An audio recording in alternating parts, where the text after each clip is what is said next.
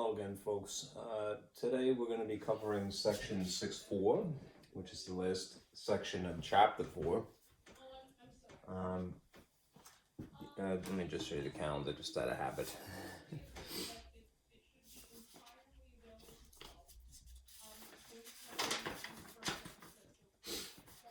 I'm sorry, I'm mislabeling it. I'm confusing it with my other class. Not 6.4, 4.4.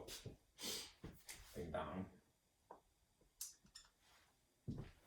I haven't had enough coffee yet, as you can tell. Need to be heavily caffeinated for these recordings.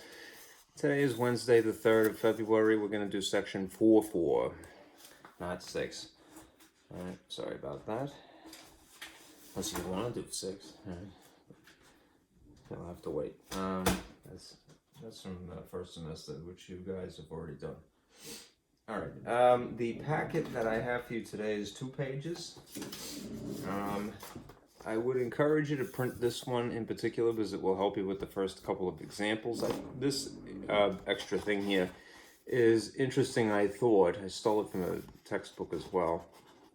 It shows the evolution of the Hindu-Arabic numerals to pretty much the way that you see them now. The one that's labeled the 20th century one kind of makes me laugh, because that is really an example of a font from the late 70s and the early 80s, right? If you're familiar with video games at all, the Intellivision was Atari's competitor. They used to use that font. So I recognized it.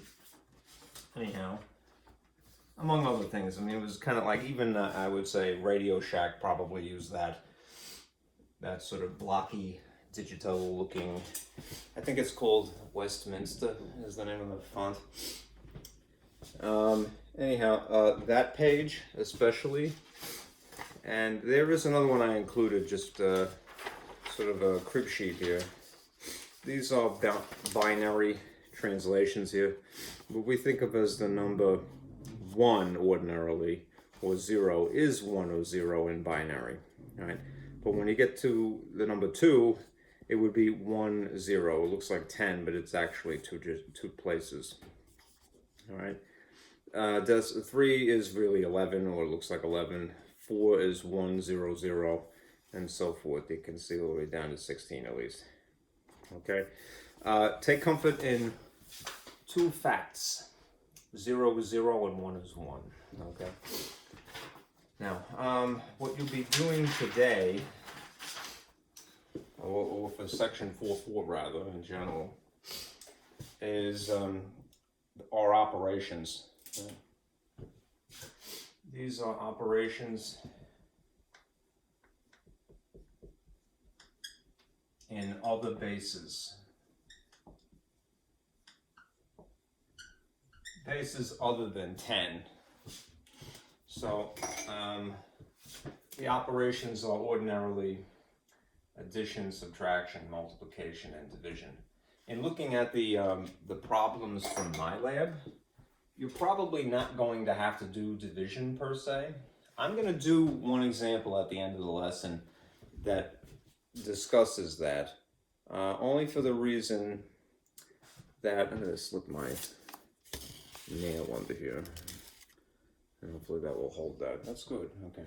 I'm going to give you an example of the division type of problem at the end, because it incorporates the skills that you would have garnered from experience with multiplication, subtraction, and addition. But you really, when you see the problems, you'll only have to add, subtract, and multiply. They are involved, all right? So we'll do a bunch of them, but it's these 3 really, all right, that you need to worry about. And not worry, really. Okay. Anyhow, let me sort of separate out, you know what, I buried my ruler. Take my big rock T-square here, which is good for drawing straight lines at least. And readjust the board. Okay. Oh boy, I fudged it now, didn't I? That's okay. All right. You'll see some similarities, some differences, but I like to draw a nice straight line. When you are doing this yourself, especially the problems, one thing I want to encourage you to do ahead of time, because there's a lot of writing that you need to do, is at least if you're following along in your notes, right? When you're writing your notes, especially for this section, get in the habit, if I can just have the dexterity would be great, of taking a sheet and folding it in half exactly. All right. That'll help you basically keep organized, right? Basically, you can write the problem here and do the work here, right? Keeping it a little bit more obvious what the problem is. Okay, you'll see what I mean in a minute. I'm gonna kind of use that standard now, right, just to give you an overview as I am inclined to.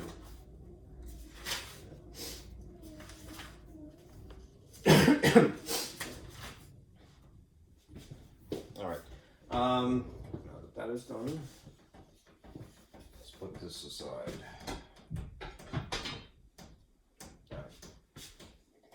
Firstly, as I mentioned, you'll be seeing addition, one of the operations in other bases, and then naturally its opposite, subtraction. These are the kind of things that you really don't want to do in your head, in spite of what anybody may have told you as a child. Oh, you have to do this in your head. Forget that somebody ever said that to you. Just sort of etch a sketch, shake and forget. Okay, starting from scratch. Right. In both of these cases, right, what you should do is a good habit is write the problems in a particular way. Even if they're given to you sort of more or less horizontally, you want to stack them and align them. And you'll see what I mean in a moment. Align according to place values. Okay. All right, so the tens is over the tens, the ones is over the ones, the tenths is over the tenths, and hundredths is over the hundredths, and so forth, right? If there's no decimals in this, but in ordinary arithmetic there would be, right? You want to basically align them, like vertically so, right? Graph paper would be good. I don't want to digress too much, but I think I've said this to you guys before. Since you're going into the profession of teaching, all right, one thing I want to encourage you to do is do something that you're never told to do, and you really ought to be. When they teach little kids how to make letters, right, what do? They give them special loose leaf paper, and they say, all right, kid, this is a capital A, all right, the bottom of which is on the solid line, the top of which is on the solid line, and then a lowercase version of A is halfway, right? That's the purpose of the dashed line, presumably. We give children special paper when we're teaching them how to write, all right? But we don't give them special paper when we're teaching them how to perform math, all right? And we really should. Now, it would seem kind of crazy because nobody ever does this, but I would encourage you as a teacher, or prospective teacher, give the children graph paper, right? And teach them when they're doing their calculations, especially for adding or subtracting, to anal retentively write in the boxes, because that'll teach them neatness, right? And when it comes to doing the calculation by hand, what screws up the answer, what screws up the process is that they're not neat, right? They need some kind of scaffolding. In the same way they have paper like this for teaching them how to form letters, they should be teaching students to write like so, right? It gives them a little, kind of like a gutter, you know, bowling, right? You see those, when you see a little kid go bowling, they have those like balloons in the gutters, kind of keep them trapped, you know? They need that, right? So, for operations of addition or subtraction, make sure that you align the places as they should be, all right? If you get a fudged answer, Could just be that they're not locked up the way that they're supposed to be. Right? Could just be messy handwriting. Right? Just something to think about. Take a sip of water here.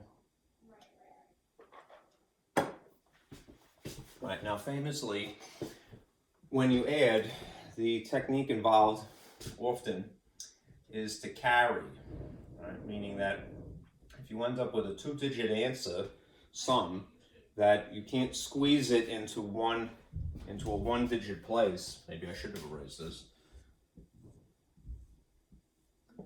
If each box represents a single digit, if the outcome of combining 2 digits is that you have 2 digits, like 10, say, for example, as opposed to 9, you would end up having to put the rightmost digit underneath and then carry the leftmost digit next to it, right? Well, you're still going to do that even if you're in another base, so there is some familiar technique. The thing is that you have to remind yourself, when you carry in the base. And you'll see what I mean as we do a couple of problems. Just make that notation, right? So if you're talking about base 5, you're going to be adding 5 rather than adding 1, you know. In a similar sense, all right, the familiar technique of subtraction is that not always, but it often entails borrowing, right? When something is too small, right, we borrow. It's supposed to be a G, I swear. Right? Now, just as when you carry in the base. When you borrow in the base too, also. All right, we'll do a bunch of examples. All right. All right. Now, what you can do, at least initially, is use a table to help you get to the answer, right? That is really what this column of tables is I'm referring to, all right?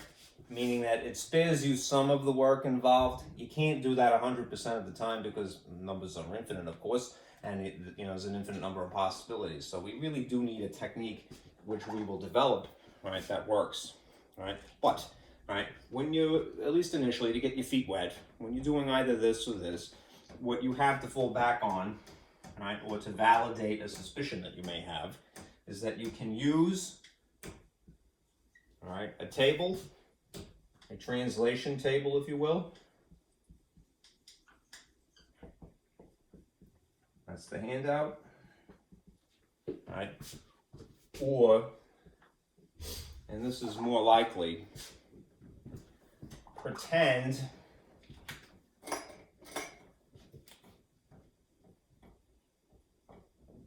that what you're working with is base 10, at least initially.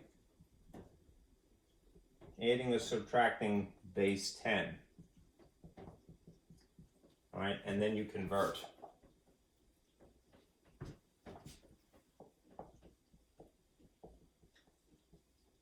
You convert to whatever base that the actual problem is, okay? All right, that's the basic plan, all right, for right now.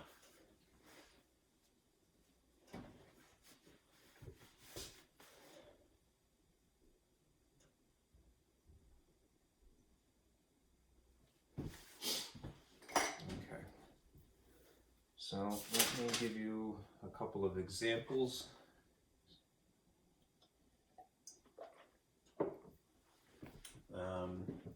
I'm going to erase this just because I need the space. Okay. I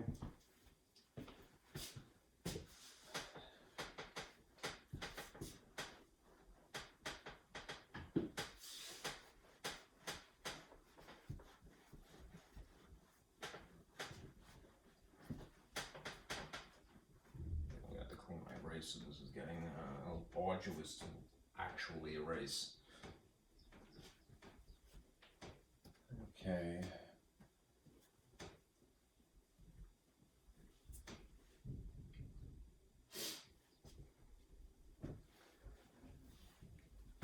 All right, let's do an example. As I mentioned, it probably would be given to you like so. Here's an addition problem. All right, 1101. And remember, when we're indicating that this is not really 1101, we do so by writing a subscript of the base. So 1101 in base 2, right, plus 111 in base 2. All right. Start by taking this and, as I mentioned, stacking it appropriately. Right. I would again encourage you to do this on graph paper, right, or to simulate graph paper like so. Maybe just draw some vertical lines across regular loose leaf, and line up your place values as they should be aligned. I'm going to put these in 2 different colors just to emphasize. So 1101, and if you like, put a little 2 over here. And then immediately underneath it, 111 and all base 2. Right. Remember, that is just a label. It isn't telling you to square anything. It's a subscript, not a superscript. Right. And we are doing addition in this case. So I'll put a little plus over here to indicate. Now, as I mentioned, you probably want to sort of fold over a piece of loose leaf, right, like so. Write the problem here, do the work here in bullet points, okay? Because it is a bit involved. I'm gonna show you how to use these tables, but just to validate, okay, that what we have is correct. Right, because unfortunately you don't have them for every single problem, so it would be kind of silly to just rely on that exclusively. All right.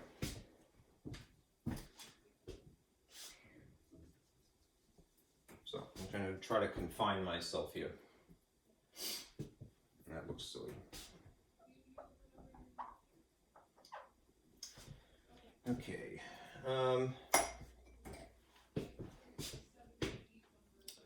As I mentioned, you're basically going to pretend that you're in base 10, just to get your work done, all right? So if we are going to combine these two via adding, all right, rather than doing 1 base 2 plus 1 base 2, we're going to call this 1 in base 10 plus 1 in base 10, all right?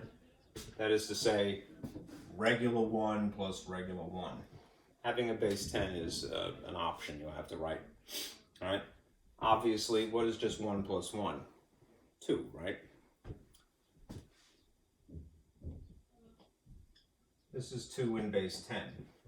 We need to have an answer here that is in base 2, right? So the technique that we would borrow from last chapter is to now convert what is an alien system to a familiar system, right? Or vice versa, actually, because if we have base 10 to start with here, I'm going to go the other way.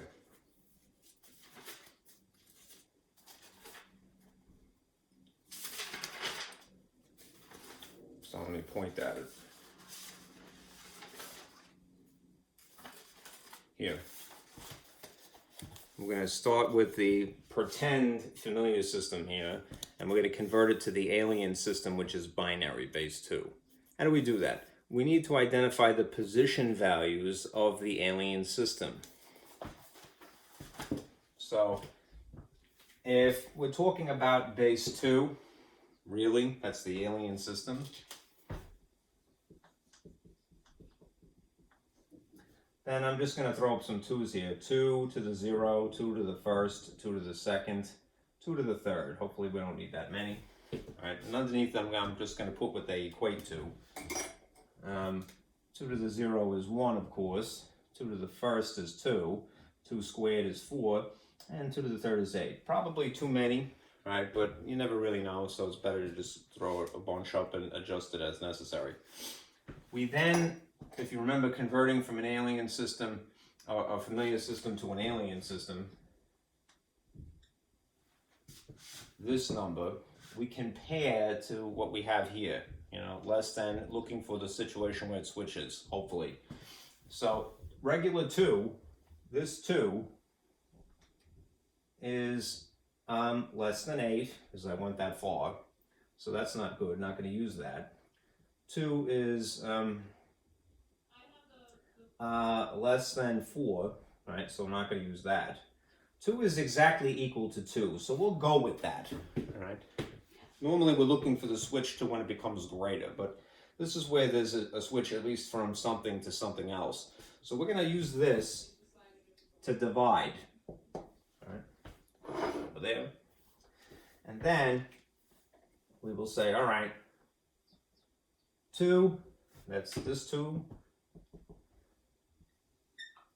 divided by this 2, and see what you get. What's 2 divided by 2, of course? 1, all right? Which would give you a 0 as a remainder. We're going to circle this because we're going to use it, all right? And then we would continue until we get to the last position, which means that we would now take this 0 here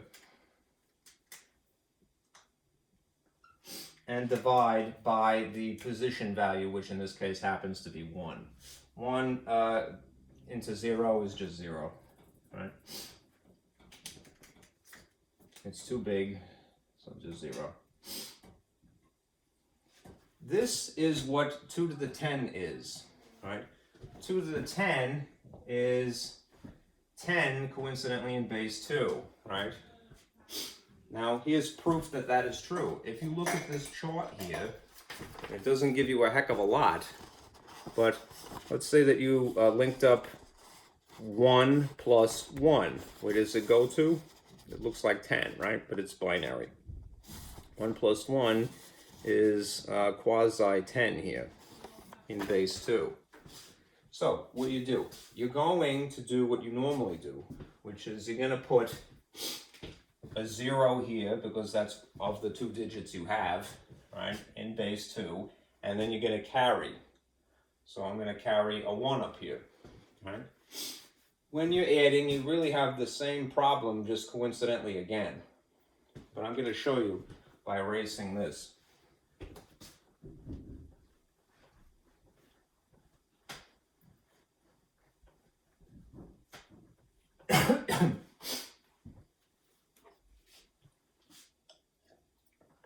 My wrist is a bit sore from shoveling. Okay. If I'm going to do this work now, it really is 1 in base 2 plus 0 in base 2 plus 1 in base 2, right? That's this 1, this 0, and this 1. But, again, we're going to pretend that it's in base 10 to do the work. So we're just going to say, all right, it's just 1 plus 0 plus 1, right? Which is what number, again, coincidentally? It's 2 in base 10. We already calculated what 2 in base 10 turns into. It's basically 10 in base 2. It's just funny that it's the same digits in different orientation, right? All right.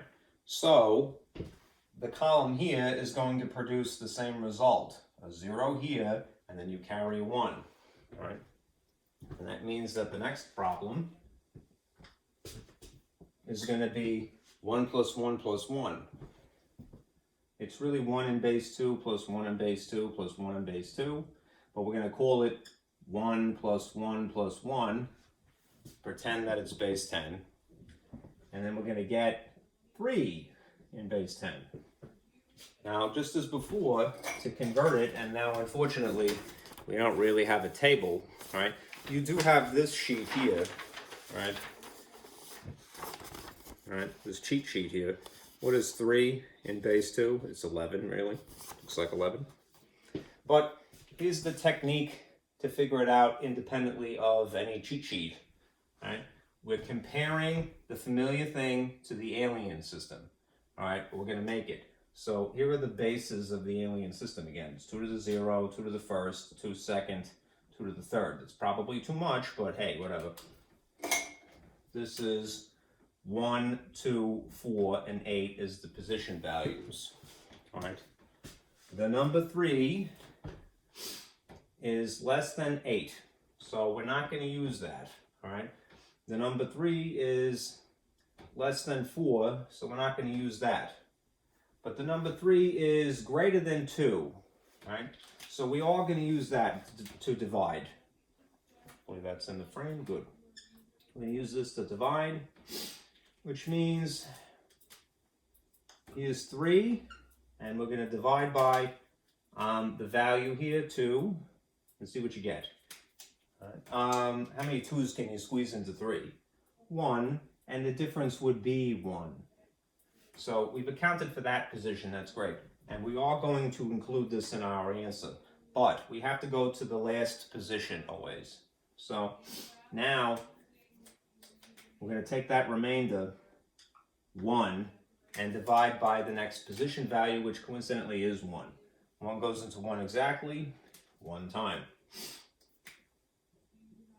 So 3 in base 10 is apparently 11 in base 2, which kind of makes sense, right? Because how far apart is it? Anyhow, you have this to validate that that is true.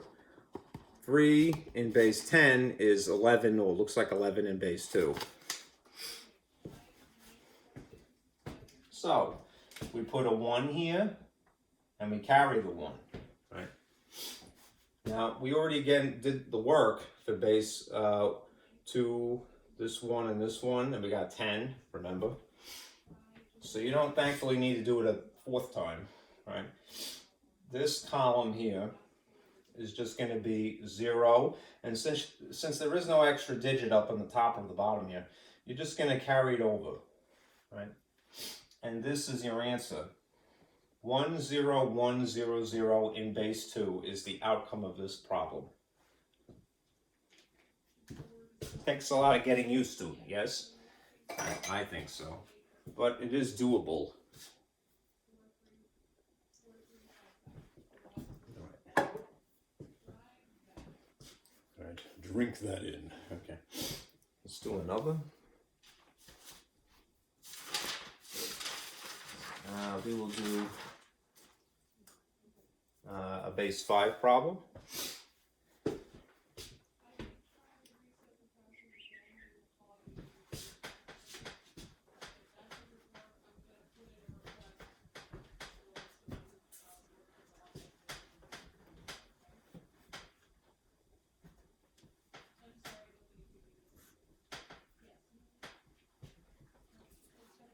Suppose that you are given this 34 in base 5 plus 23 in base 5.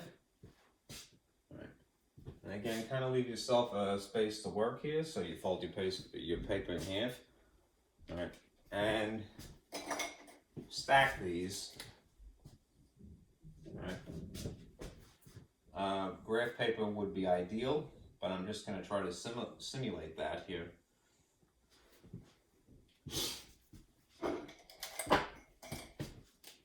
right. Let's see. 34 in base 5.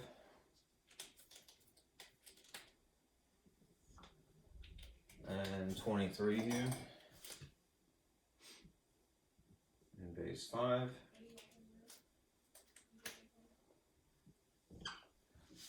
And we are doing an addition problem. Okay. So we're going to do this column first.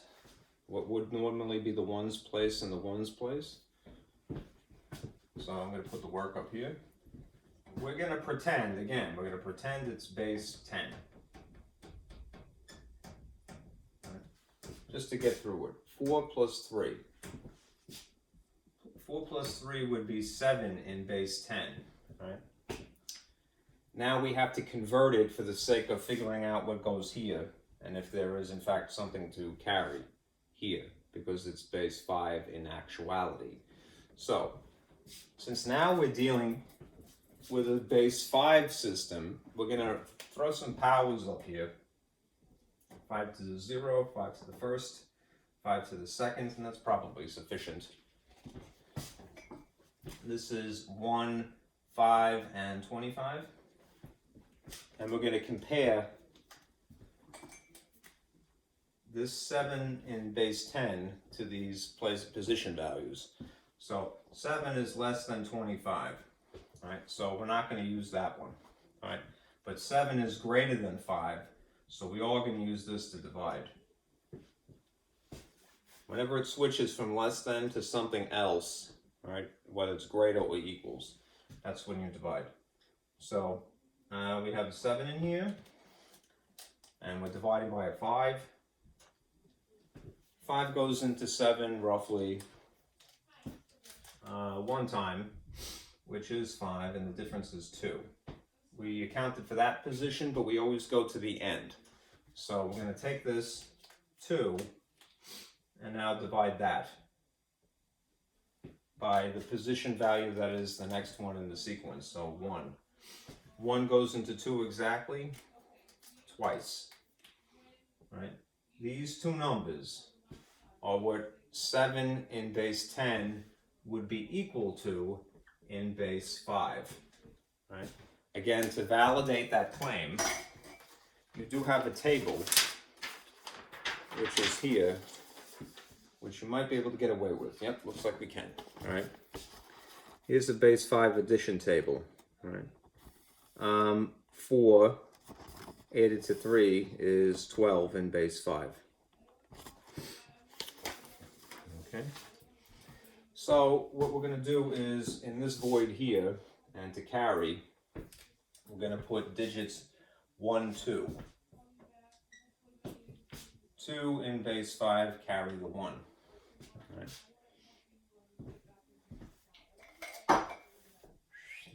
When you do the next column, going to be a carry to 1 here. So we're going to pretend that it is 1 plus 3 plus 2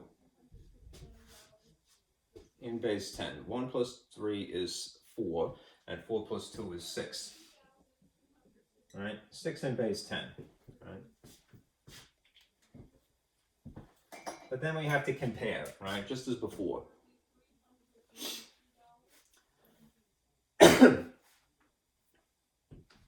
So 6 is, again, less than 25. We wouldn't use that. 6 is greater than 5, so we will divide by 5. All right, just coincidentally the same thing. So 6 divided by 5, this 5 position value goes into it one time again. We're going to include that. And we have a difference of 1 rather than a difference of 2 from before, which makes sense, right? And we're going to go to the last position value always. So 1 divided by the position value, coincidentally, is also a 1. 1 goes into 1 exactly one time. So 6 in base 10 is really 11 in base 5, right? And again, just for this problem at least, you can confirm this. What do we say? 6 is really 3 plus 3, which is 11. That's 3, and this is 3. All right, so we put a 1 here, and since there is nothing else to carry, the 1 just automatically goes there. All right, 112 in base 5 is the solution to 34 plus 23 in base 5.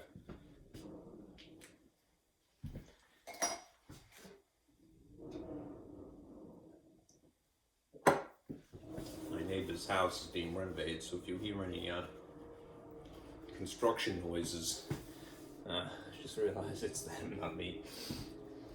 That's your stomach growling. Not that hungry, really. Okay. One more of these and then we'll shift gears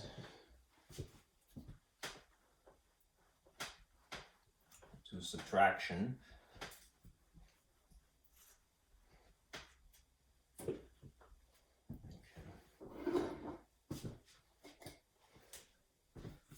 1,321 in base 4 plus 1,133 in base 4.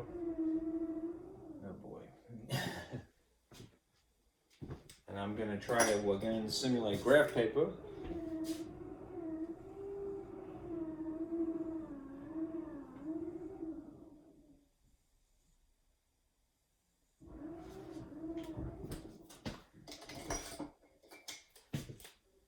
So 1, 3, 2, 1, base 4.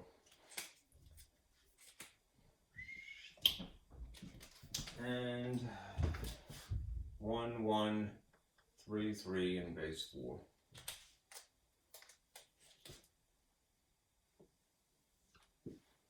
Okay. Again, pretend that you really, when you're doing this column here, as you would, this is an addition problem. We're going to pretend that it is 1 plus 3. 1 plus 3 is equal to 4 in base 10. Now, notice something. There's no table, not even in the book, right, that has a reference here, so we're kind of left to our own devices, which is this conversion system. We're going to be converting from technically what is familiar to what is alien. Right? That's what we've been doing.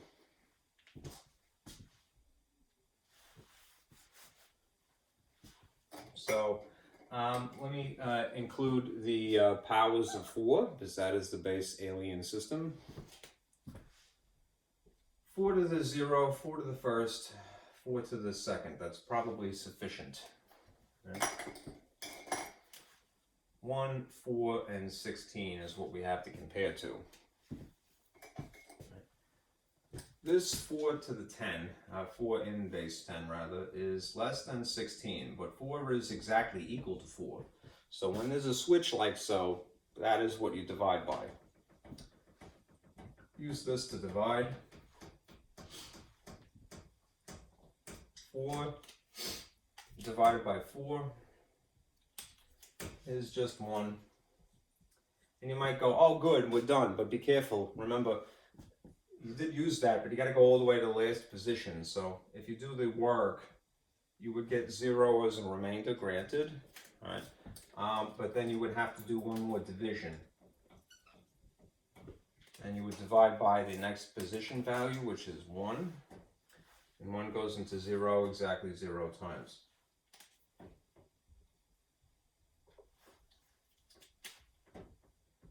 So, what does that mean? It means that 4 in base 10 is really equal to 10 in base 4. So I'm going to put a 0 here, label it, and then carry a 1. And then I'll just to spare myself from having to erase redundantly, let me just try to fit this in here. Okay. This we're going to pretend is 1 plus 2 plus 3, which would be what? 6 in base 10. And now we're going to compare this 6 here. 6 is, pardon me, not 12, 16, Dolby. 16, 6 is less than 16. That doesn't work. But 6 is greater than 4, so we would use that to divide. You're basically trying to figure out how many 4s you can squeeze in here. So here's 6, here's 4. 4 goes into 6 roughly once, which is 4, and the difference is 2. We're going to use that. But then we're going to divide to the last position, which is 2 here, divided by 1. Right, which again produces, 1 goes into 2 exactly twice. Right, so it's 12. Right, that makes sense, right? If 4 is 10 and 6 is 12, I would bet that 5 is probably 11. All right. Anyhow, we're going to use what the equivalent is. 6 in base 10 is really 12 in base 4. A 2 here, carry a 1. Right? Now I can confirm my suspicion. We're doing this column now. 1 plus 3 plus 1.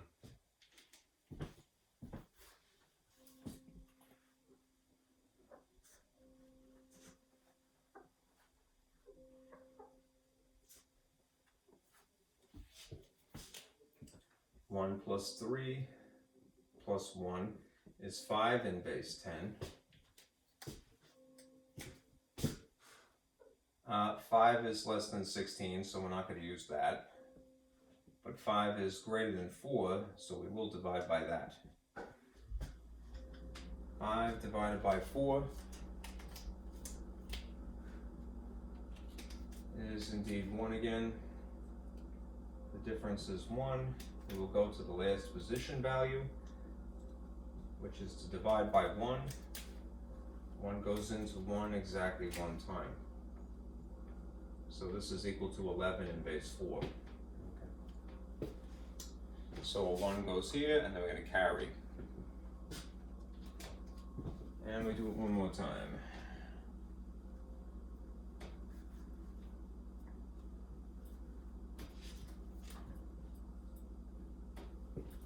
One plus 1 plus 1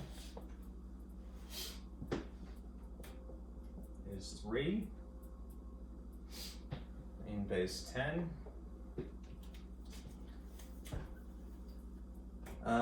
3 is again less than 16, we can't use that. But 3 is still less than 4, we can't use that. Right. But 3 is greater than 1, the last position value. Right. Remember, these position values are 4 to the 0, which is 1, 4 to the first, which is 4, 4 squared is 16. That number, that number, that number. So we are going to use 1 to divide, which means we're going to do 3 divided by the position value, 1, and you don't have to do it more than once. Once is sufficient. 1 goes into 3 exactly 3 times. Right? So there's a 3 here. So 3,120 in base 4 is the answer. This makes sense because remember what the character set for base 4 would look like. It would start with 0, everything does, all right? 1, 2, and it would stop at 3, right? There's no 4 itself, ironically, right? But 0 is 0, 1 is 1, 2 is 2, 3 is 3. And then beyond that, you have to recycle the numbers, basically, which is why if you calculated for 4, you'd see what the combination is. It'd probably be 10, right? If 5 is 11, then 4 should probably be 10. It's 2 digits rather than an extra 1 digit. Okay. All right. So let's do some subtraction. This is a little bit trickier. It's based in the same principle.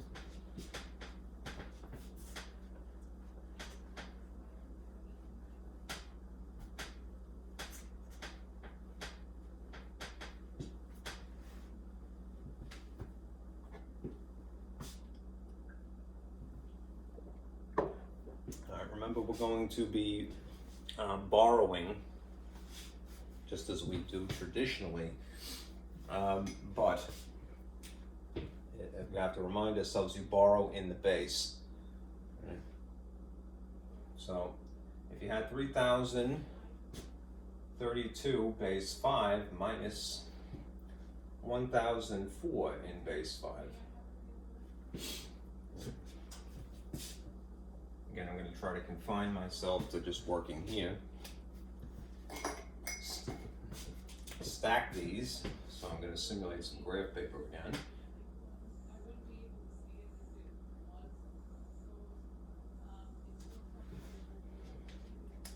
And just to distinguish one from the other, I'll put this in blue.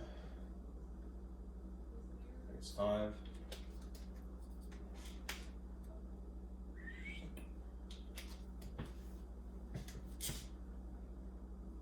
.004 in base 5. And we'll see what we get. This is a subtraction problem. Okay, so we're going to firstly borrow, but we're going to remind ourselves in the base. If we deal with these two, we're still going to pretend that we're doing base 2, base 10, combining these two numbers. But if you did that, what would happen if you did 2 minus 4? Right? It isn't impossible, but you would end up getting a negative number. Right? So we don't deal with that. Right? Right. So what we do is we say, I gotta borrow. Right? Borrow. Right. Where do you borrow from? You borrow from the digit adjacent here.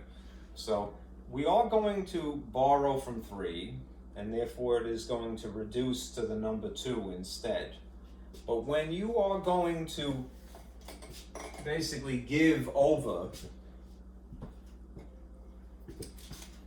to here, to this column, you're not going to do what you normally do, which is to just simply add 1 and make it 12.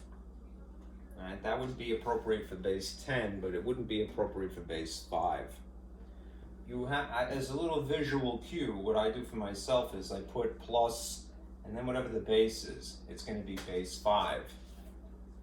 You borrow in the base. This is out of the view of the frame of the camera. It's terrible. Borrow in the base. Okay. Can I move that slightly? Nope. It's not being very cooperative. And notice my piece of mail got squashed. So what am I gonna do? I'm gonna take the Valpak coupon pack and make it a shim. I knew I'd find a use for that eventually. Thank you, Valpak. Isn't that better? Yeah, that's great. But they didn't know I was going to do that, but hey, whatever.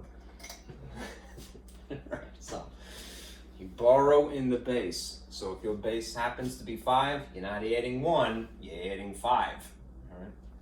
5 to 2 to 4. Right? So, next thought here, this is going to be 5 plus 2 plus 4. All right, we're pretending that this is base 10, right? 5 plus 2 is 7, 7 plus 4 is 11, right? 11 in base 10, right? Now, I wonder if you can get away with using the table here. Looks like it might be a little bit limited, right? We really only go up to 4 by 4, right?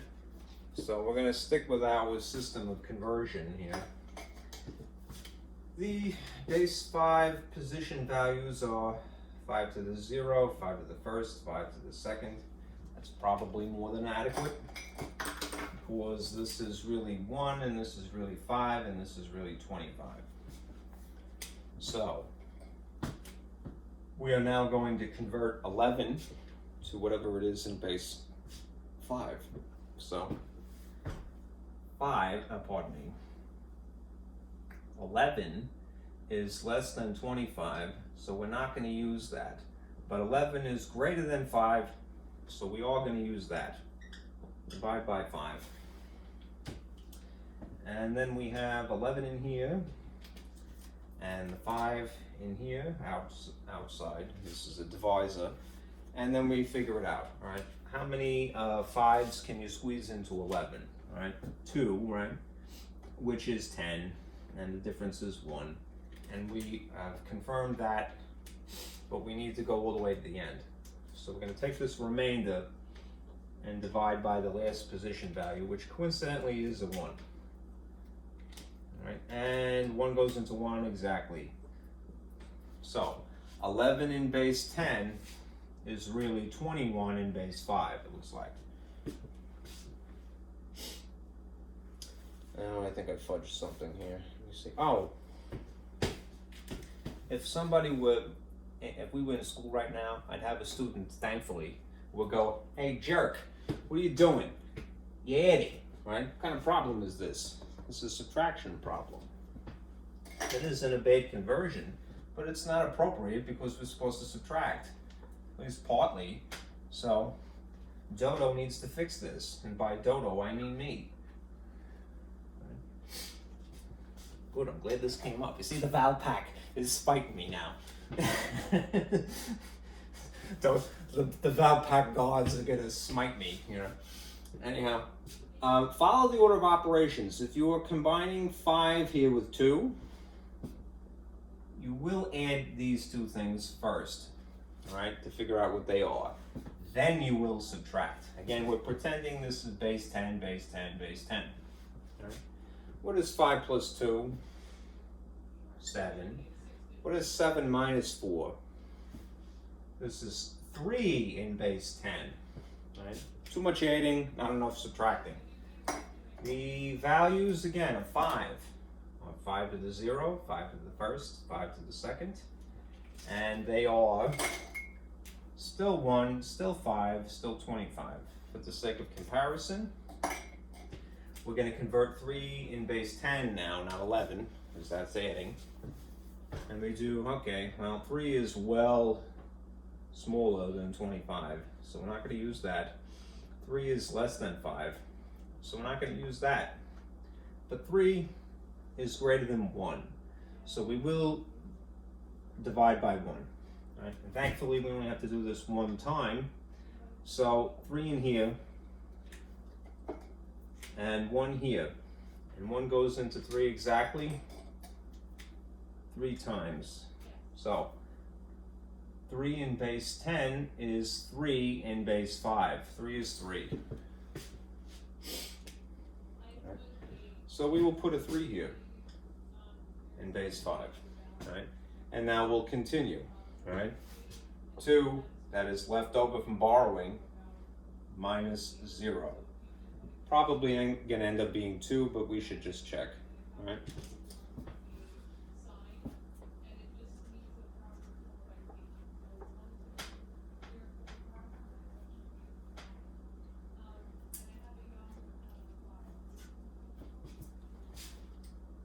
So, 2 minus 0 is 2 in base 10. Right? It's a good bet that it's probably going to be 2, but I feel better to always check. All right, we're going to compare. All right, 5 and 0, 5 and 1, 5 and 2. 25, 5 and 1 to compare to. 2 is less than, well, 25 indeed. 2 is less than 5. 2 is greater than 1. So we're going to divide by 1.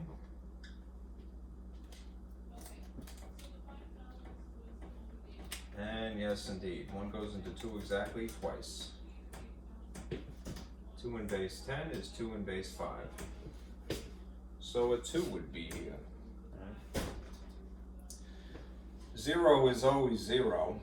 Right? Now we have this situation. Right? 3 minus 1 is going to be 2 again. And we already know what 2 is going to be. 2. So spade ourselves a little bit of work. Right? 2023 in base 5 is the outcome of this subtraction problem.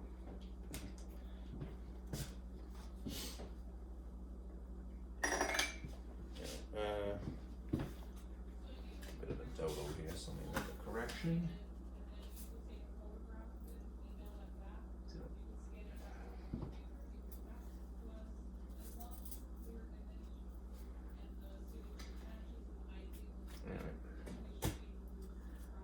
Let's do a pretty weird one, and then we'll shift gears again and do some multiplication. I'm gonna get a little water.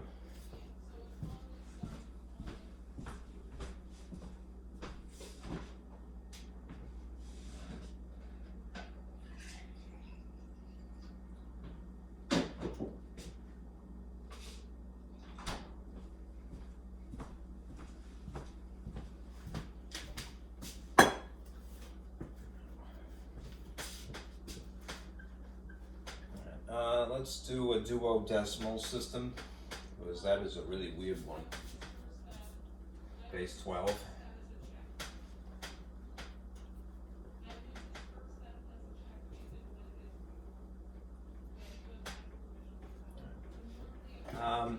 This has letters in it, remember. 97A in base 12, duodecimal, right? Minus 4B, that's a capital B, and then there's an 8, which is similar looking, adjacent to it. All right, couple of reminders. This is base 12. The character set looks like this: 0, 1, 2, 3, 4, 5, 6, 7, 8, 9, A, B. There are 1, 2, 3, 4, 5, 6, 7, 8, 9, 10, 11, 12 characters total. You always start at 0 to account for what really is 10 and 11. We use capital letters, right? Why? Because we need a single digit wide character to fit in place of a single digit column, all right, rather than 2 digits, at least under ordinary circumstances. So, just kind of, this is sort of a thought cloud. Remember that, you know. It's a little weird, the duodecimal system. Base 12. Duodecimal. The dynamic duo. Right. So, I'm gonna again simulate graph paper. Probably, well, I think that's sufficient. And I'll distinguish these by different colors. So 97A in base 12 over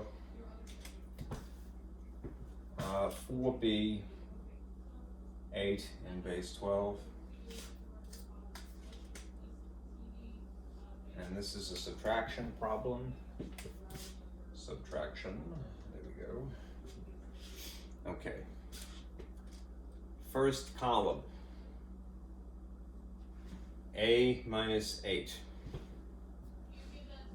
A minus 8 is really 10 minus 8, right? Which means 2 in base 10. All right. We have to now convert the familiar base 10 numeral to what it would be in the alien system, which is duodecimal base 12 system. So I'm going to put some base 12s here. 0 and 1 is probably sufficient, but here's what you would have if you went on extra space. 12 to the 0 is 1, 12 to the first is 12, 12 squared is 144. All right. Okay? So we're going to convert this. All right. 2 is way less than 144. We are definitely not using that. 2 is less than 12. We're not using that. But 2 is greater than 1, so we are going to divide by 1. So 1 goes into 2 exactly twice, right? 2 in base 10 is 2 in base 12. 2 is 2. Right? So we put a 2 here and made a subscript of 12. Right. Next column, 7 minus B.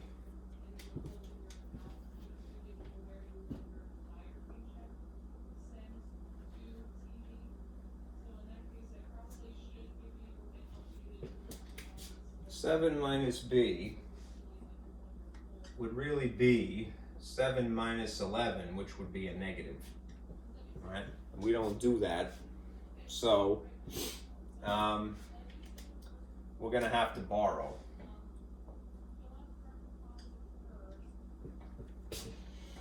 So we are going to borrow from what is adjacent as we normally would. This is going to reduce to an 8. Remember that you borrow in the system. So if it is a base 12 system, what you're going to put here is plus 12. Right? Now don't be a dodo and do what I had done before. right? Add, indeed, 12 plus 7. Do that first, right? And then subtract b. Right? So essentially, recognize that 12 plus 7 is really 19. And b is really 11. 19 minus 11 is really what? 8. This is 8 in base 10. Now what? Here are the position values once again. 12 is 0, 12 to the first, 12 second. And this is really a 1 and a 12 and 144. And we are going to convert. 8 in base 10. 8 is less than 144. Not going to use that. 8 is less than 12. We're not going to use that. But 8 is greater than 1. So we are going to divide by 1 technically. All right. And then you'll see once again that 1 goes into 8 exactly 8 times, which means that 8 in base 10 is coincidentally 8 in base 12.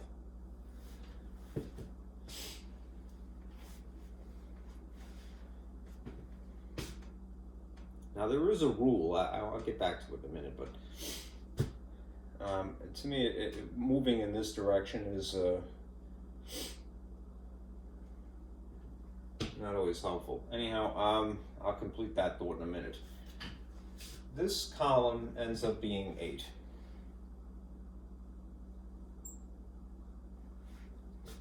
Eight, 2 so far. And we have one more. We have 8 minus 4. I would bet that it's probably going to be 4. But let's confirm that. And then I'll discuss the rule.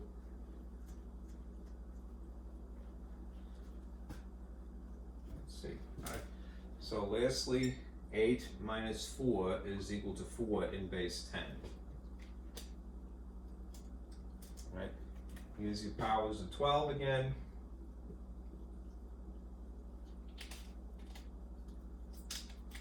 One, 12, 144.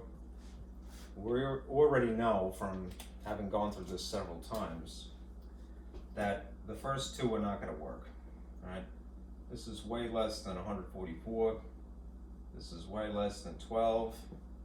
This is only greater than 1 out of the position values.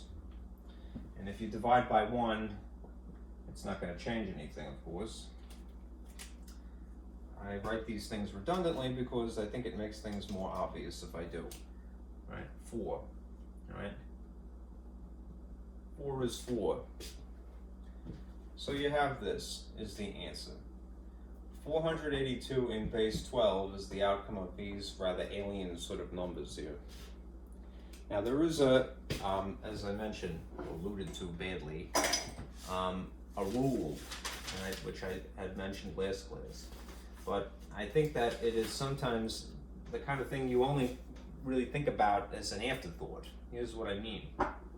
Here's the rule. Let me erase this to reiterate it. It's a shortcut rule.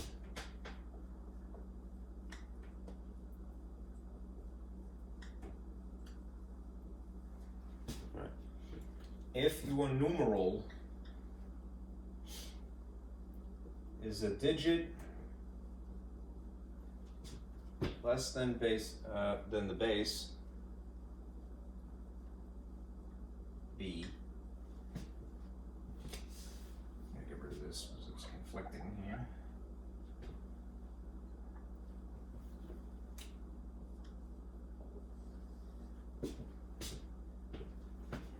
And the base is less than or equal to 10, right? Then the numeral in whatever base it is equal to the numeral in base 10. Another way of phrasing that is, right, the number the numeral would be better, in the base, the alien base, sounds like a video game again, is the same in base 10. Right? That's really what this is alluding to here. Right? If the digit is less than the base. Now, here's an example of a way to illustrate that point. We calculated this, and we actually saw this a couple of times. 4 in base 10 is apparently 4 in base 12. Right? That's the situation backwards. Right? It confirms, it validates really, but it's really as an afterthought, right? That you might consider it. Right? You could start with if you're suspicious to go, oh yeah, that's probably going to be that, but you would have to look at it from this perspective, right? Okay, now let's prove that this is true. I'm going to write it backwards like this. If n, that's the 4, is a digit less than the base in this case is 12, and that is true. 4 is indeed less than 12, and the base, that's 12,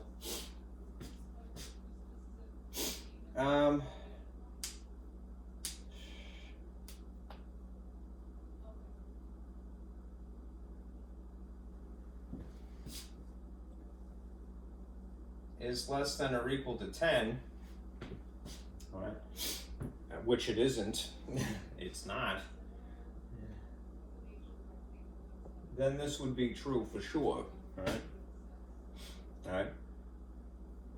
The base is 12, so I mean that this is not applicable to this problem then. So it's better that you, all right, went through the work rather than just jump the gun, you know? Unless I'm not seeing something. Let me just double check here. 4 is indeed a digit that is based at less than the base of 12, but 12 is not less than or equal to 10. All right, it's 12, right? It's not. So it would have to say that this shortcut is really not appropriate in this situation, right? It just worked out that way. I mean, that's kind of nice that it did, but it's not applicable here.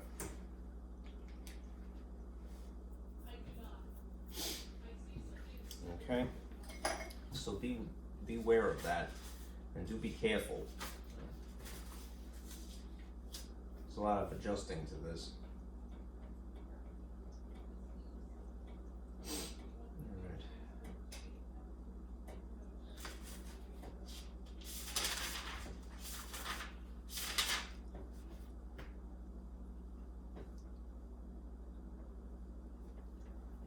Okay. All right, let's do multiplication.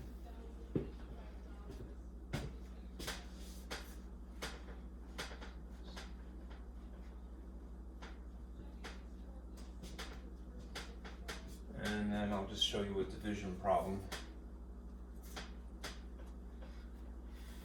And then I gotta clean this, because this is getting cumbersome. Let me try to take advantage of the space I have.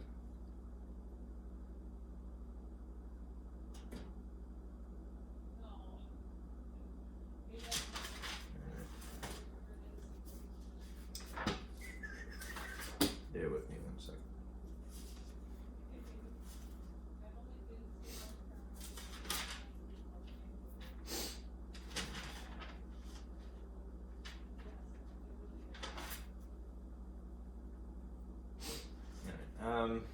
Here's an overview again, for the sake of comparison. Right, for the operations, the remaining two, the usual two. Multiplication, which is what you're really responsible for. Multiplication.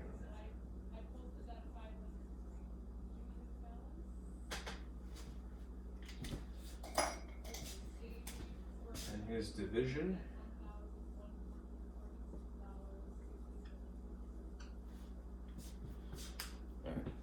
Now, multiplication doesn't end up being this way 100% of the time, but very likely, since if you think about operations this way, a slightly more sophisticated form of adding is multiplying.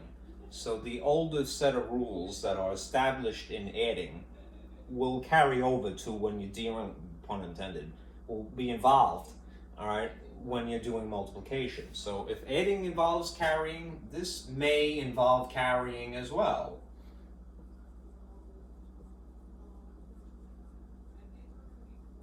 Doesn't happen 100% of the time, but it likely will. Remember, when you carry though, you carry in the base.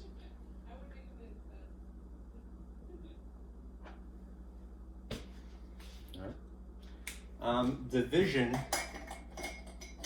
well, let me complete this thought. How are we going to do that? Well, you don't have to stack these in the same exact way.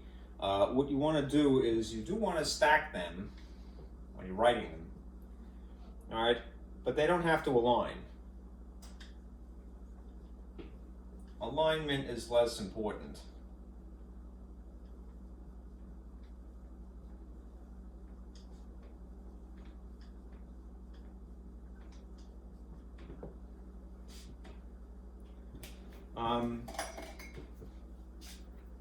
One thing that is going to be very important is, because you're going to be multiplying and in some cases adding as well, you want to perform the order of operations.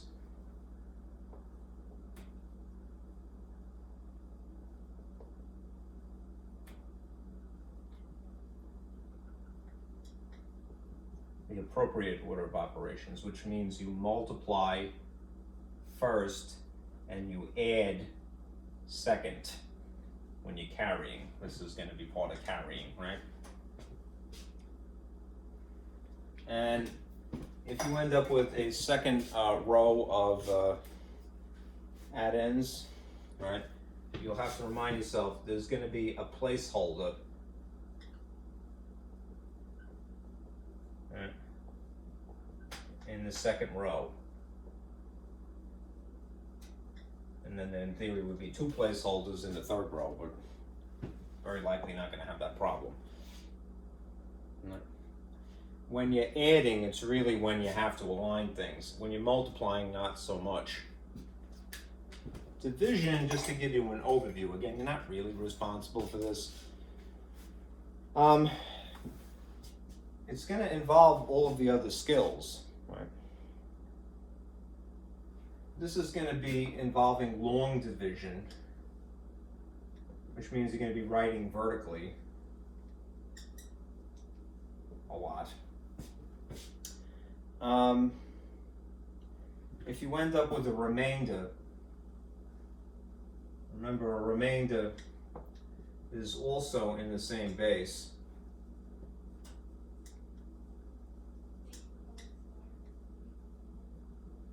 All right, as part of the technique involved, what you may have to do is a lot of preliminary work, right?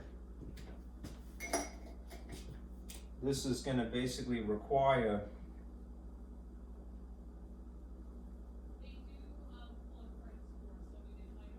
a table that you would have to create from scratch, right?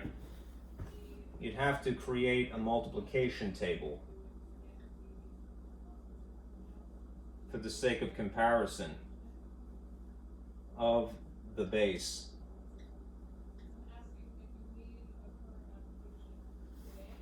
Okay, I think that's probably why this got left out in the MyLab work, because it's pretty intense. I'm going to show you how to do it because it's something you can handle, and it also incorporates a lot of the other skills. It's the most challenging, granted, because it's tedious. And I wouldn't call it hard, I would call it tedious that it's time consuming. All right, anyhow, you're responsible for this, so we're going to go through this thoroughly.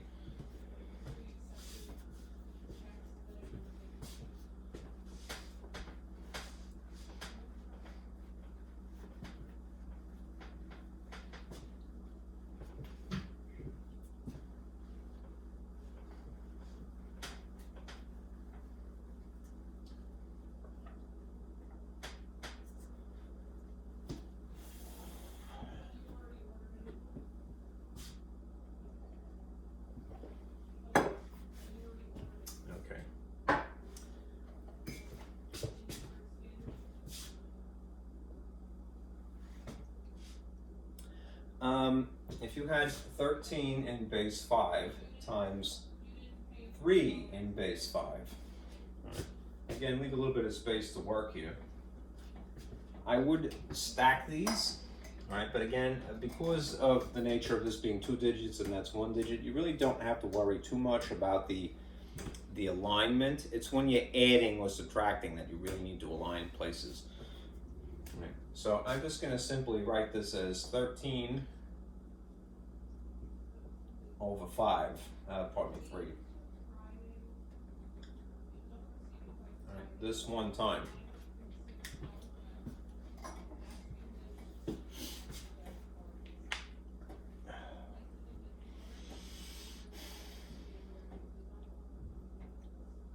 I lost my thought.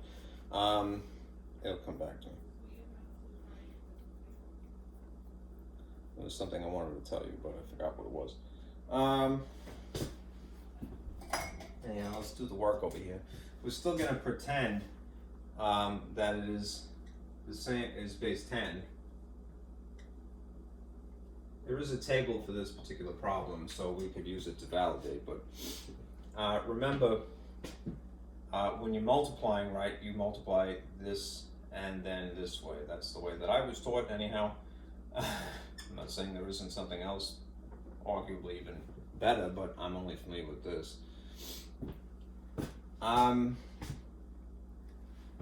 So this is going to be 3 times 3, which under ordinary circumstances would be 9, right? In base 10. But we're dealing with base 5, so we'll translate it. 5, 0, 5, 1, and 5, 2 are really 1, 5, and 25. And we are going to compare 9 to each of these position values. So 9 is less than 25, so we're not going to use that. But 9 is greater than 5, so we will use this to divide.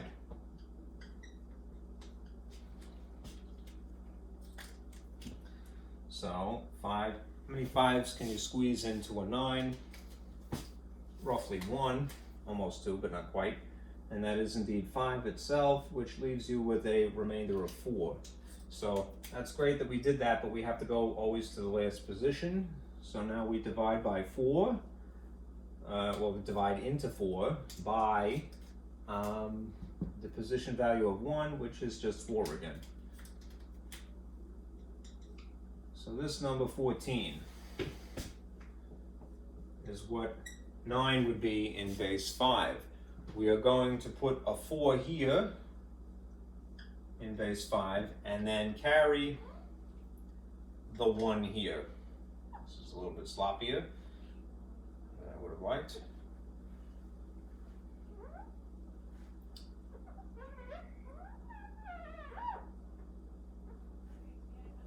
Right, carried.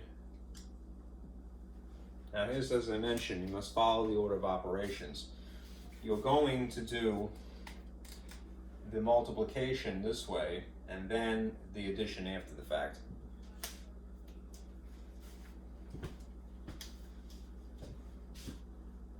So the next one is this.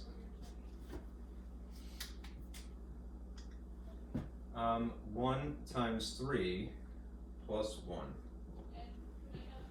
1 times 3 is obviously just 3. All right, but 3 plus 1 is 4 in base 10.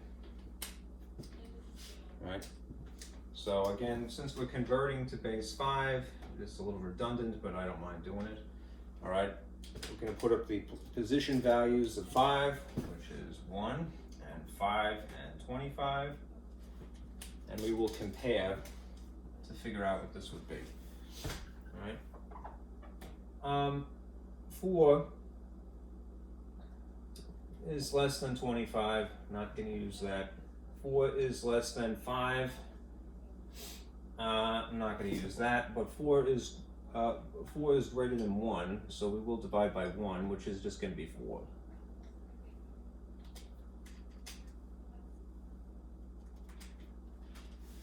My wrist really hurts. 4.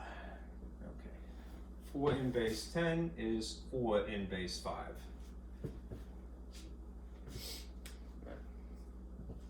What you'll start to see is that, and I don't like to make rules, but this is, something you could work on yourself.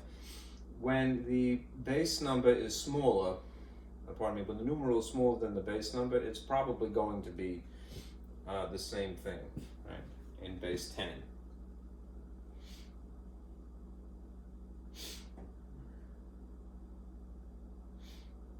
All right, that is the rule that we had discussed before, really.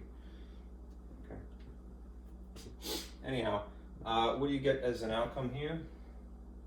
You get 4, right?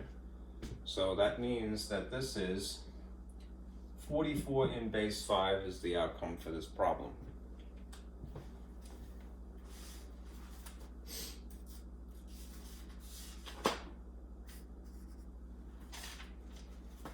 All right, here's the table again, which you could get away with in this case. It's a multiplication table, not an addition table. Right? 3 times 3. All right, you can see from here, 3 times 3 is 14. I still feel it is worth the trouble to go through because you need a system for things that are not established as a table. Right. And 1 times 3 is what? 3 plus 1 is 4. Right. All right. Let's do a more complicated problem. And we'll finish off with the division.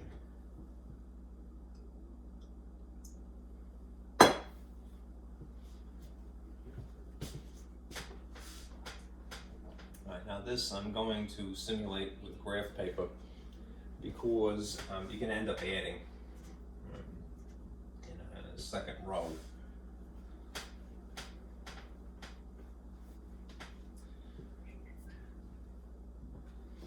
So here's the problem, and it's going to be in a system we haven't used much yet.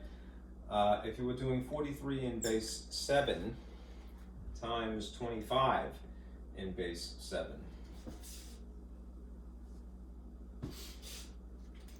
Alright, to write these vertically, stacked.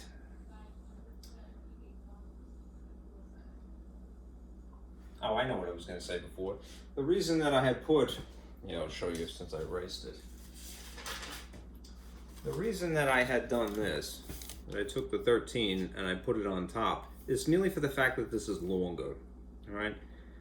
Even if it was arranged the other way, there's a commutative property of multiplication, so the order doesn't matter, but when you're writing it vertically, you want to put the longer one on top, okay? Wherever it started out is irrelevant, right? Whether it was on the right side or the left side of the multiplication x, right? Now in this case, we have 2 digits and 2 digits, and we're going to end up having to add. So I'm going to purposely, I would in this instance, you're going to end up getting a second row, put this, simulate graph paper. So here's 43 base 7, and here's the second number, 25 base 7. And here is the equals line, and this is a multiplication problem. You may end up, when you're doing these, notice that you need to extend your lines well after the fact. If you had graph paper to begin with, you wouldn't have to do this. All right. All right. So again, for your own sake, all right, maybe fold over a piece of paper in half like this. Write the problem here stacked, and do put the work as you're going through it on the left side of that margin, and then on the opposite side, make little bullet points of the actual intricate work involved for converting. All right. Just a suggestion.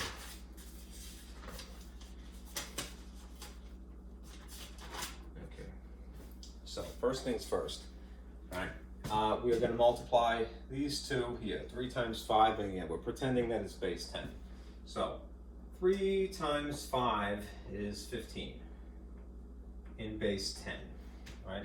We are dealing with base 7 now. So I'm going to put the position values up here. All right. Just a few of them. This is 1, 7, and 49 really. And we are going to compare 15 to these position values. 15 is indeed smaller or less than 49, so we won't use that. All right. But 15 is greater than 7, so we will divide by 7 to start with. Here's 15. Here's 7. 7 goes into 15 twice. We'll definitely use that. The difference is going to be 1. So we have a remainder. That isn't just 0. But even if we did, all right, we would still have to go to the last position. So this 1 is going to coincidentally be divided by this position value of 1. Red, please. And let's make that a little bit more drastic. There we go. And 1 goes into 1 time. So this is equal to 21 in base 7. So we're going to put, we are going to put a 1 here. That 1 and 21. Subscript just to acknowledge that it is base 7, and then carry the 2 here, right?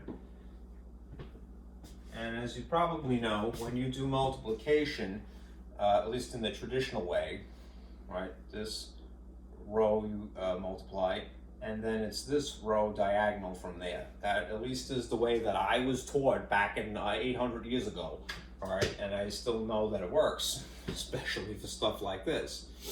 All right, I got nothing against any alternative system really. All right, but when you're doing something like this, you probably should stick with this. All right. Anyhow, you follow the order of operations. That is, you do the multiplication first, 5 times 4, and then you add 2. So to emphasize that, I'm going to put these in parentheses. 4 times 5 plus 2. All right, you could, maybe if I was a little bit smarter, I would have done this. 5 technically is written first. All right. That is indeed 20, and 20 plus 2 is 22 in base 10. Now we're going to compare again. Let's see. Let's see what this translates to. 22 is less than 49. Not going to use that. But 22 is greater than 7 again, so we're going to divide by 7. All right. So here's 22, and here's the result of first power of 7. 7 goes into 22 roughly 3 times, which is 21, of course, and the difference is 1. So we are going to get stuck dividing by 1 again, and the outcome is 31. This is equal to 31 in base 7. So we're going to put a 1 here, and since there is no extra digit here, we're just going to carry it over, so 31. 311, all right. Now remember, that is just having distributed 5 to this 3 and to this 4. So in this traditional multiplication, we now need to do 2 into 3, 2 times 3, and then 2 times 4 as well. So you are doing this on graph paper in theory. Just for the sake of the addition, you want to collimate. Right, nice and neat makes it easier. You make less likely to make mistakes. We will catch them. And we're going to add, right? But when you do the second column, that is, when you're working 2 times 3 here, before you put the result anywhere, remember you have to have a placeholder. right? Now, some people, I've seen different teachers suggest different things. Some say, just leave a blank space there. Some people say, put a 0 there. That's what I was taught back in the day. I do this just to kind of distinguish it. All right, I put an X in it. You don't have to do that. But that to me is just a reminder, a visual cue that it didn't come from any calculation. It's just a placeholder.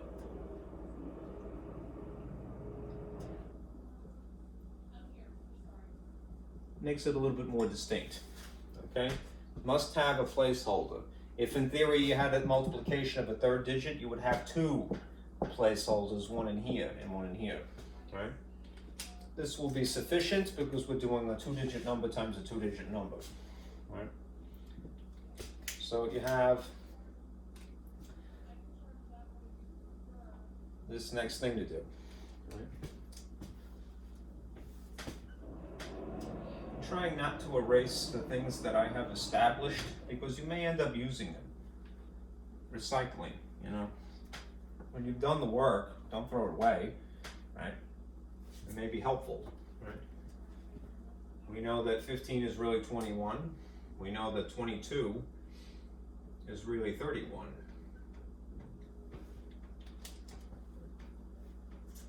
If that should come up again, you know, we already have the answer, don't need to do the calculation again.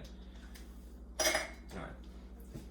Carrying on, we're going to do 2 times 3 now. Bullet point. 2 times 3 is 6 in base 10. All right. We have our base 7s, positional values, 1, 7, 49. And we're going to compare to figure this out. 6 is less than 49, we won't use that. 6 is less than 7, we won't use that. But 6 is greater than 1, right? So we would, in theory, divide by 1. 6 divided by that positional value will give us indeed 6. So 6 in base 10 is 6 in base 7. Right. It's just a single digit, so no carrying in this case. We're just going to put a 6 here. Okay. And now we do 4 times 2, of course. Right.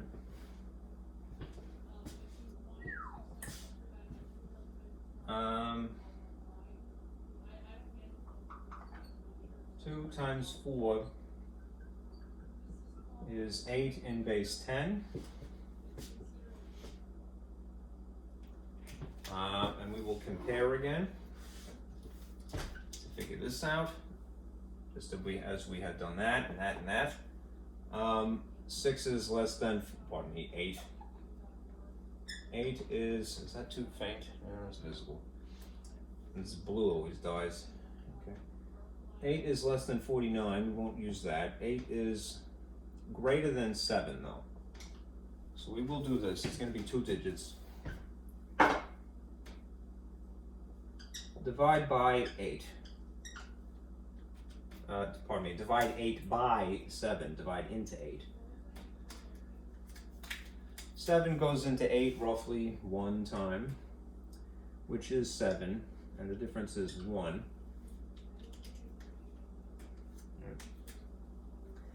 And then we're going to divide the remainder of 1 by the position value of 1. 1 goes into 1 exactly 1 time, so it's 11, right? Okay, so just establishing our table here, 8 in base 10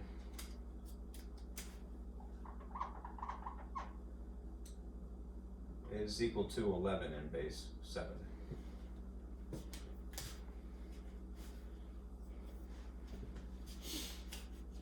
Okay, so here's the situation again where we have 2 digits, all right? So we're going to put a 1 here and then a 1 adjacent, all right? And that is having dealt with the multiplication aspect of the show here. What we're going to need now, all right, is to do the addition now, and it's still in base 7, All right.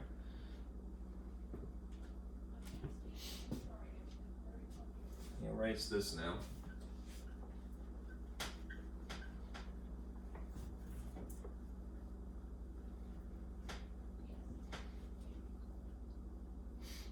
I need the space, so I'm going to ditch this. Let's see.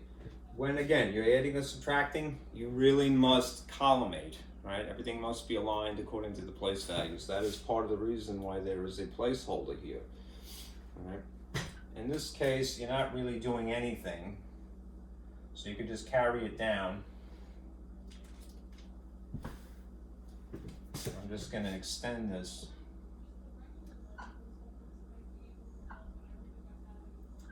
So that it works. Okay. Our answer is just 1 plus 0. 0 is not changing, it's a placeholder, so it's just 1. Base 7. Notice it looks like an L from this angle, so 7. But as we combine these two, we should verify with the calculation, right? So if we say that this is really 1 plus 6, and that equals 7 in base 10, let us confirm or deny that this is going to be the same thing. 2. Position values are 1, 7, and 49. So we're going to convert 7. 7 is less than 49, we won't use that. But 7 is exactly equal to 7, so we will go with that, right? So we are going to divide 7 by the position value of coincidentally 7, and we get naturally a 1. If you do the subtraction, the intricate work, you would get 0 as a remainder. The only reason I would suggest doing that is because you always have to go to the last position. So there's a 0 in here, and you are dividing by 1. Right? 0 divided by anything, with the exception of 0 itself, is just 0. So I should write that in a different color. 0. So this is 10. All right. 7 in base 10 is 10 looking in base 7. All right. So we would put a 0 here, and then we would carry, right? 1. Which means the next calculation is going to be, if we're pretending, 1 plus 3 plus 1. What would that be? 4 plus 1 is 5, right? So 5 in base 10.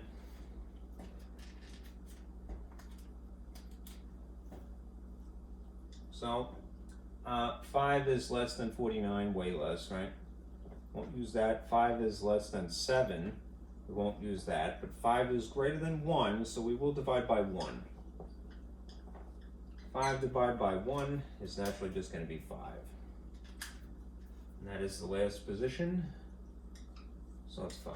This is equal to 5 in base 7. Okay. So let's see. Ooh, there's something with this here. Yes, that's good. Okay, so we have a 5 that's sitting in this column. And then you get to this last one. There's nothing here, right? So you're just going to carry down 1, and this is your number. This looks like an address, right? 1501 in base 7. Okay, as you can see, it's quite intricate, which is why I suggest dividing the paper the way that I would, and writing on graph paper when you have to add or subtract. At least when you have to add or subtract.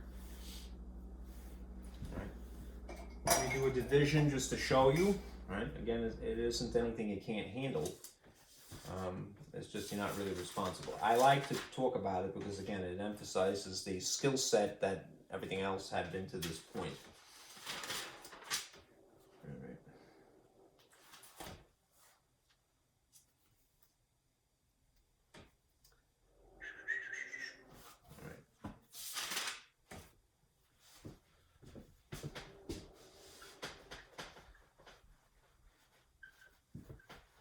we on time? Almost 2 hours.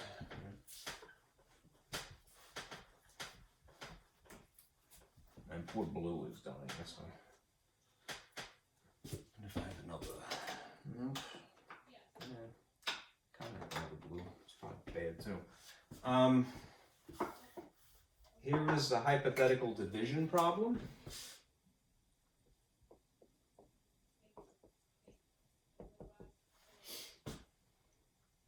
All right. 3, 4, 1, 0 in base 6 divided by 5 in base 6. All right. As I mentioned, there's a lot of preliminary work that you would need to do for this. All right.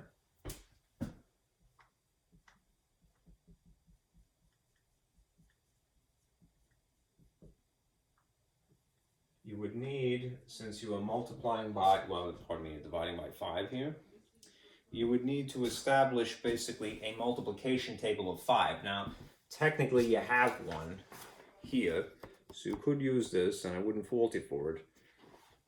All right.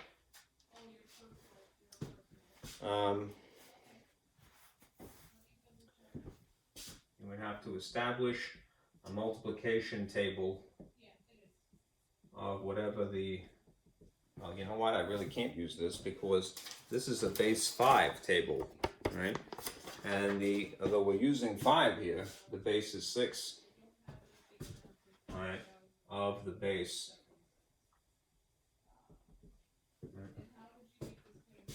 And we're just going to have 5. You know, it's going to be a little tricky for that reason, because we got to take 2 numbers into account. Here's what I mean. We would need to know, for the sake of comparison, what 5 in base 6 times 1 in base 6 would be. And similarly, what 5 in base 6 times 2 in base 6 would be. And 5 in base 6 times 3 rather. And let's see. You can get away with going this far as you're doing it, I think. Can you do that? Yeah, it looks like this is as far as you need. All right. Now, how would you do that? The same way that we had before. All right. You'd have to pretend that this is really 5 times 1, right, in base 10, and then convert it. Remember that you're converting it from the alien system of base 6, though. Just for the sake of time, what you're going to get is this, right? You're going to get this. 5 in base 6, all right?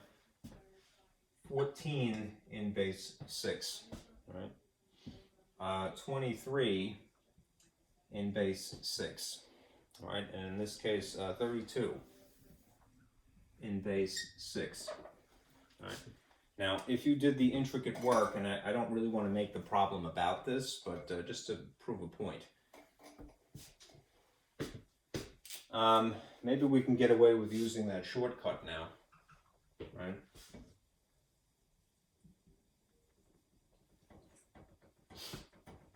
All right.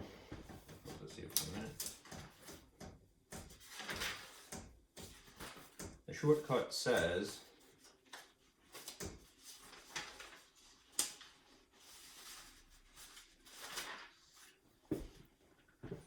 if n is a digit that is less than the base b, and b is less than or equal to 10, right, then the numeral in that base is equal to the numeral in the base 10. So let's check this. All right. If you did just regular 5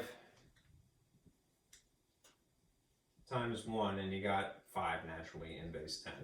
All right, let's see if we can get this to work backwards.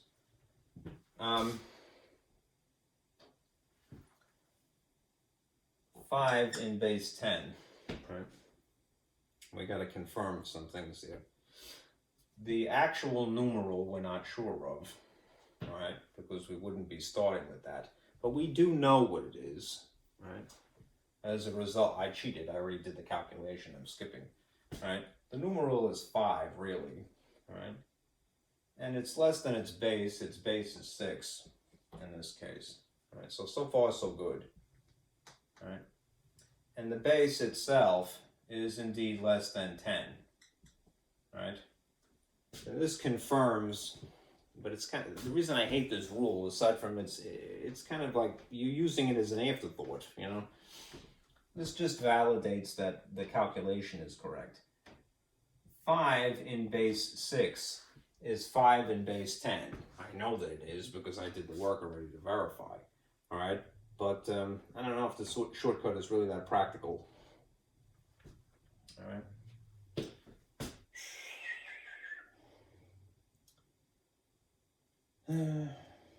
Yeah, it doesn't really seem like it is to me. I don't want to dissuade you from trying it yourself, but I would be a little leery of it. All right. It seems only better as when you're dealing with a single-digit number to begin with, right? And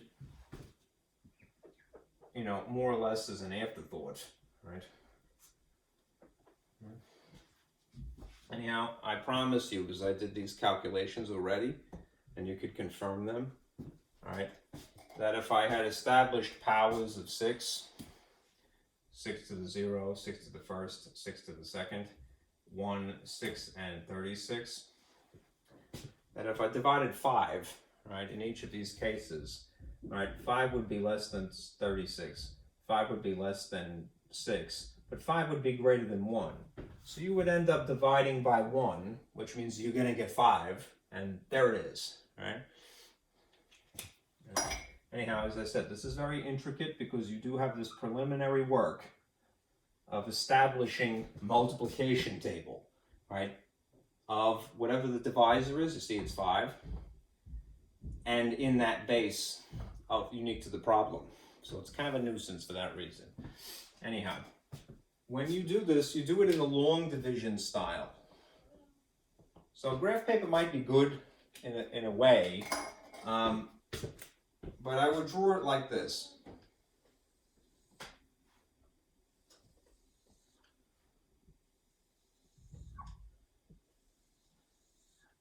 And this is probably too many spaces, but hey, whatever. Just going to shrink these subscripts, keep them out of the way. 6, 6. Okay, the dividend is the number on the left side of the symbol, so I'm going to put that in here. 3, 4, 1, 0, and it is in base 6. All right.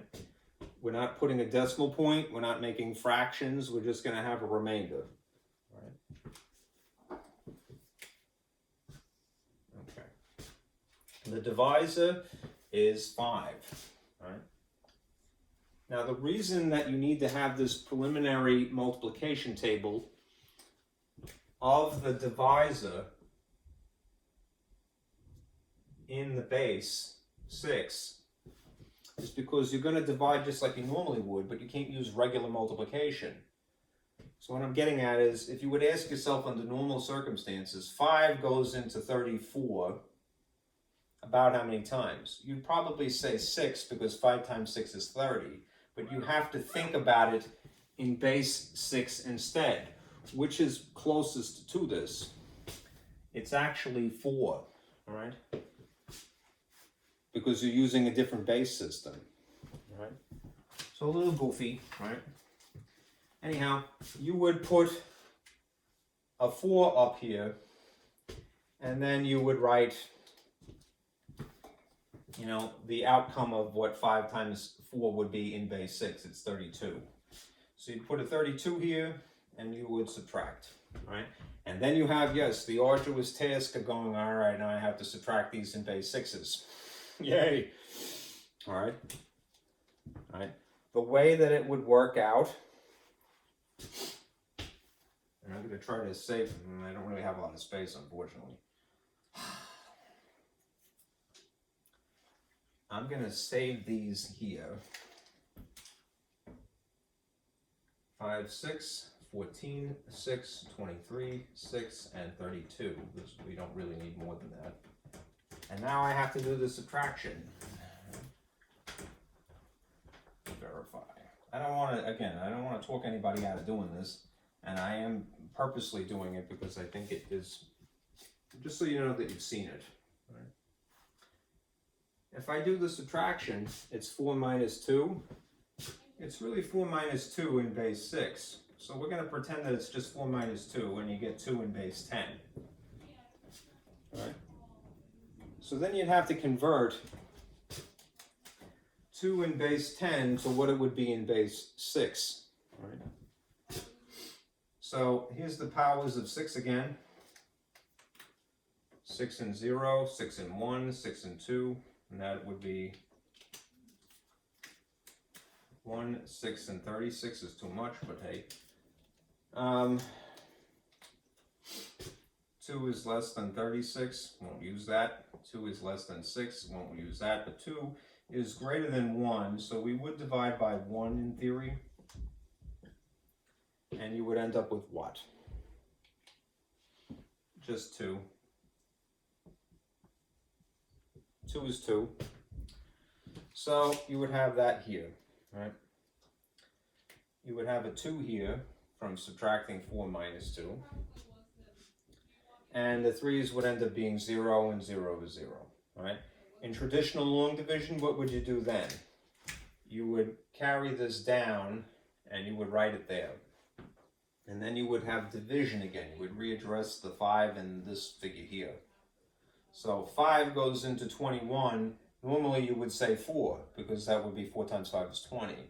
But you're doing it in base 6. So of these choices, this is times 1, this is times 2, and this is times 3, and this is times 4. Which one is probably not overshooting it? That one, right? Which would be times 2. So you would have a 2 here, right? And then you write what you would end up with, 14 in base 6, and subtract again. This again in theory is on graph paper, which would make it a little bit neater. And if a kid makes a mistake in long division, it's usually because they don't draw straight.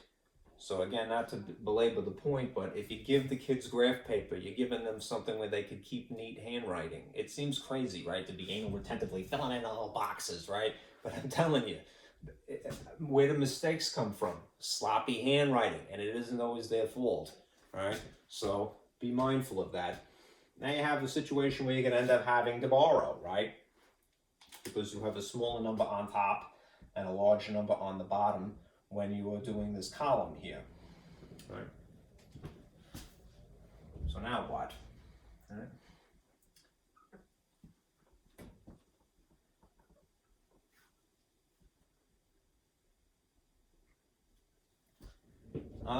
If we were dealing with this, all right, we would borrow from the 2 that is adjacent.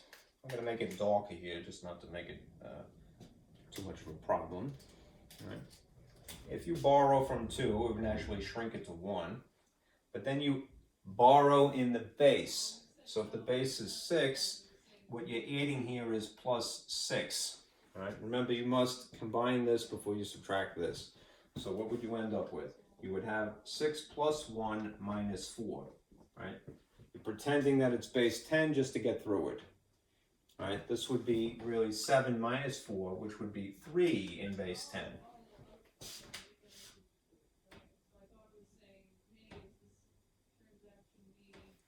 All right. Next thing is to convert this to base 6. So 3 is less than 36, you won't use that. 3 is less than 6, you won't use that. But 3 is greater than 1, which means that you would divide by 1, and indeed you would get 3 again. All right. So you'd have a 3 here in base 6. And then it's 1 minus 1, which is 0, which is just 0. Right? 0 is always 0. And then you do it one more time, right? Carry down as many digits as you have. And you put a 0 here. And again, if this is on graph paper,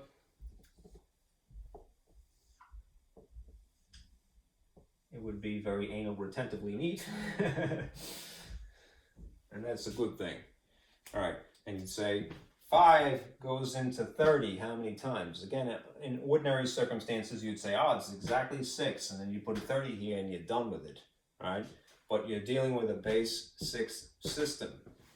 So, of our choices, what is closest to it without overshooting it?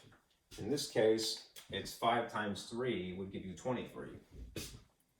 So you would put a 5, pardon me, you would put a 3 here in base 6, all right? And you would put 23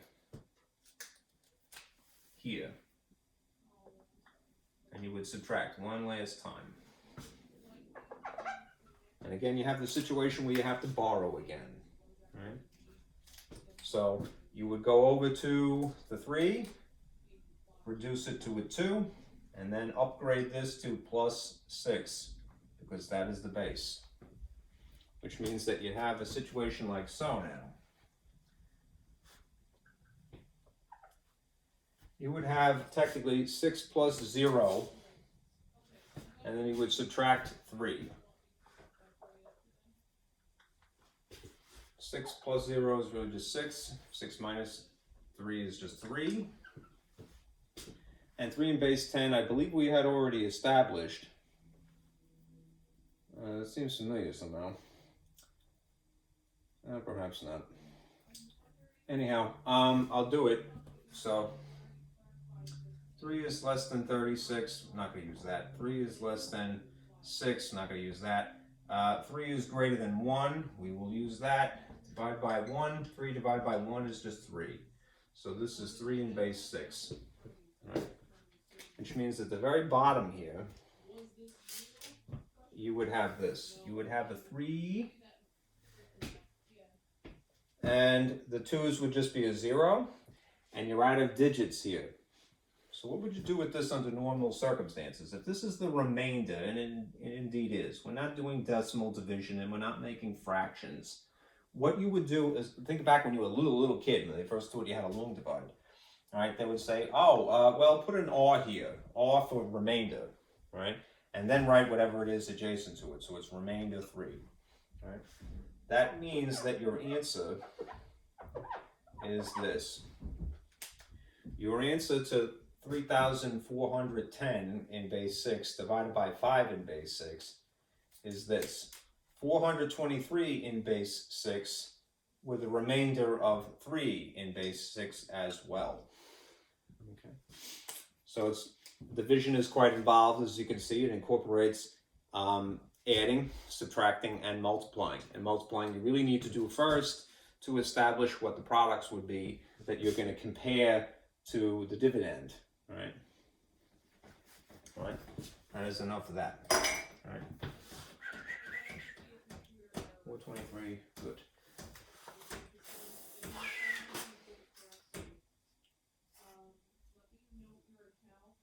96. Okay. All right. Let me stop here and just remind you of what your homework is.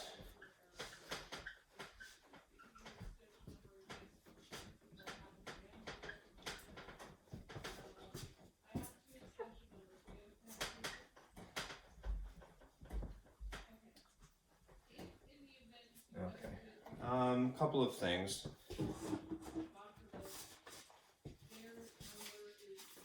You guys are done with chapter 4. All right, we just covered section 4.4, and we're going to start on, looks like chapter 6. If you remember from MAT-114, we did start, when you had taken, presumably MAT-113, there was one section of chapter 6 that got covered at that point, and it was weirdly in the middle. Here's the rest of chapter 6 that is now coming. All right. Anyhow, so on next Monday, we'll cover section 6.1 and 6.2. This is algebra. All right. What you need to do now is just this. All right. Work on section 4.4 in my lab. Okay, you already knew that probably, but just to reinforce that. Okay. All right. Have a nice weekend and be careful out there.